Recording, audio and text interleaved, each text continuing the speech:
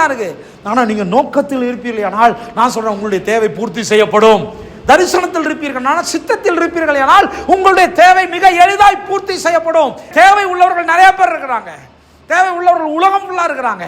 ஆனால் நாம் கண்டுபிடிக்க வேண்டியது, ஆண்டவரே என்னுடைய வாழ்க்கையினுடைய அந்த தனி சிறப்பான நோக்கம் சித்தம் என்னன்றதை கண்டுபிடிக்க வேண்டும். யோசித்து பாருங்க, எத்தனை பேர் ஆமென் சொல்றீங்க?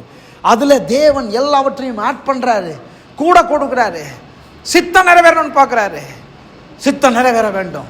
சில சமயங்கள் பாடுகள் இருக்கிறீங்களா, சில உபத்திரவங்கள் இருக்கிறீங்களா, சில தேவையோடு இருக்கிறீங்களா, நான் சொல்றேன், அந்த ரூட்ல போகும்போது கடவுள் உங்களையும் என்னையும் அவருடைய சித்தத்தை மையமாய் கொண்டு ஆசீர்வதிக்க வல்லவராக இருக்கிறார். ஆமென், ஆமென். லட்சங்களையும் கோடிகளையும் பணங்களாக தருவார், பொருட்களாக தருவார், இடமாக தருவார்.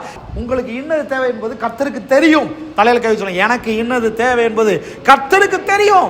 என்ன கொடுக்கணும்னு கர்த்தருக்கு தெரியும். எத்தனை பேர் ஆமென் சொல்றீங்க? யாரோடு உங்களை இணைக்க வேண்டும் என்பதை கர்த்தர் அறிந்திருக்கிறார். யார் உங்களுக்கு உதவி செய்ய முடியும் என்பதை கர்த்தர் அறிந்திருக்கிறார். இருக்கிறீங்களா இல்லையா? ஆமென்.